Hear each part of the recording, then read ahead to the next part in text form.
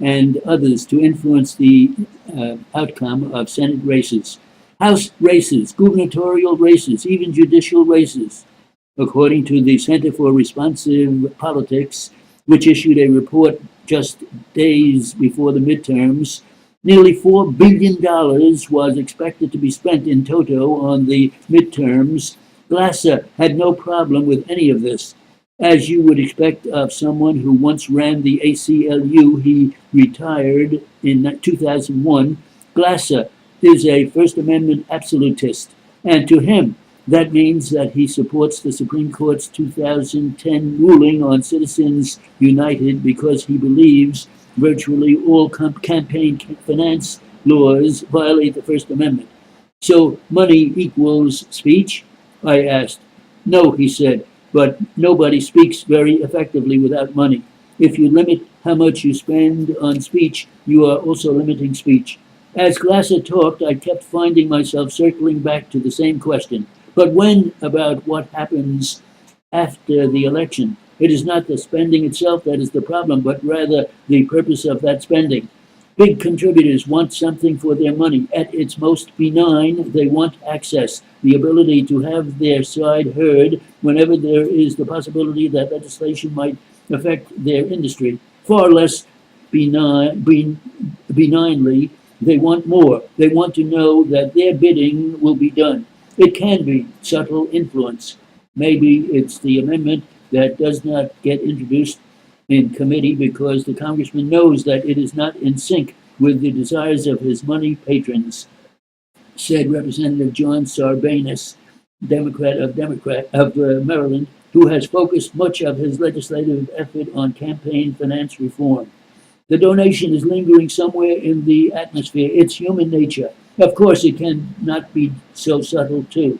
On any given Wednesday night in Washington, says Nick Penniman, the executive director of Issue One, which is dedicated to reducing the influence of money in politics, you'll have a member of, say, the Finance Committee standing on the boardroom of a lobbyist's office surrounded by bank lobbyists and therefore not able to. At some point, someone will hand a staffer an envelope with the checks in it, and the congressman will have raised $100,000 in 45 minutes. And they know exactly who was responsible for putting it together and whose phone calls, therefore, must be returned. Penniman makes a distinction between ideological givers, donors like the Koch brothers, motivated by the chance to get like-minded people elected, and transactional givers, those who donated because they expected something concrete in return. These are folks who give just as generously to both sides of the aisle, Sarbanes agreed. Big money wins regardless of which party wins the election. In fact, he added, the more money that is spent, the greater the dependence that is created. There are two other reasons big money is corrosive to our politics. One is that the need to raise money has become close to all-consuming. The current issue of Esquire magazine, which has a nifty package of articles about what is wrong with Congress and some suggestions for how various problems might be fixed, quotes Donna Edwards, Democrat of Maryland. It's a nerve-ending hustle. You get elected to this august body to fix problems, and for the privilege, you find yourself on the phone in a cubicle dialing for dollars.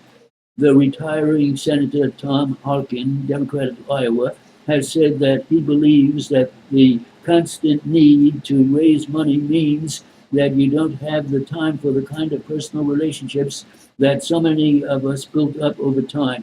When people don't know each other, it is a lot easier to think the worst of them. Polarization is the result. Finally, here is the effect of big money on the rest of us. The public, Sarbanes believes, knows full well the insidious influence of money in politics. The rational voter will say to himself, why should I bother voting if the person I'm voting for is a captive of capital interests, he said. As a result, people are staying at home.